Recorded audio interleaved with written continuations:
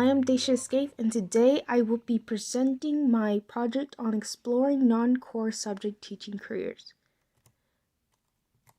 This is Miss Janet Montez. She was a teacher I was observing. She's a preschool teacher in an inclusion program at Desert Mesa. Her daily routine consisted of many activities like having breakfast, to going outside, doing whole group activities, sentence, lunch, nap time, snack time, and even more. When I was observing her class, she always had said good morning to everyone, and they would sing to the song at the start of class. Like one time she asked them to have something to shake to sing to the song.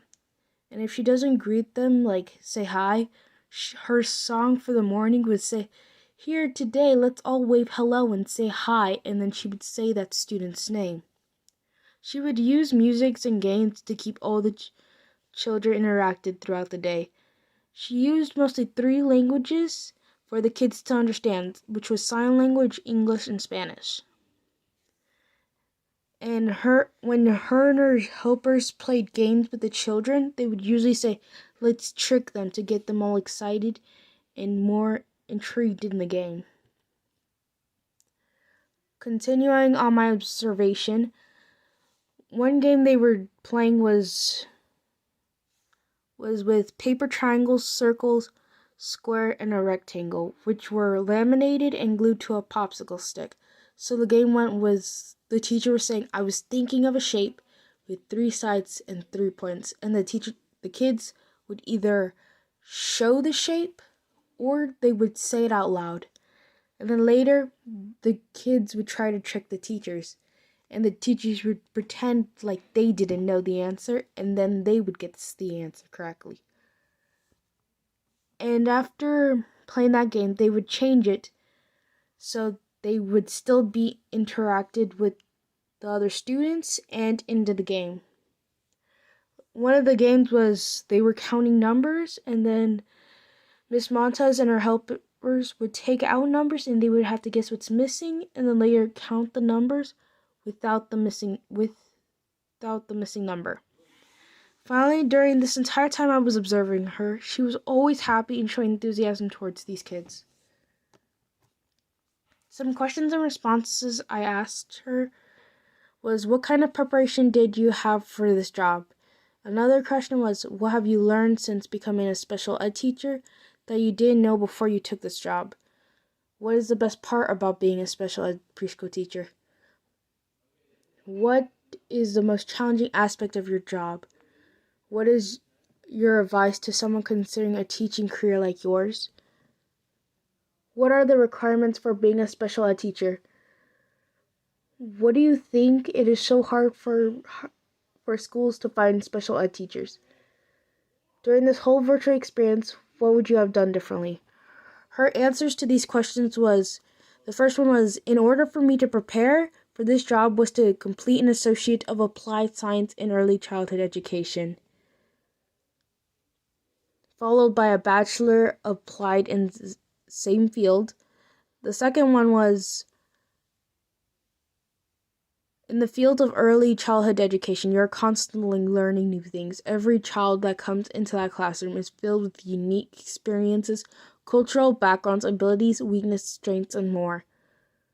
The third answer was, the best part of this profession is to know when you provided high quality education to the children. You know you have built a good foundation and they have learned from your classroom ready for the next school year.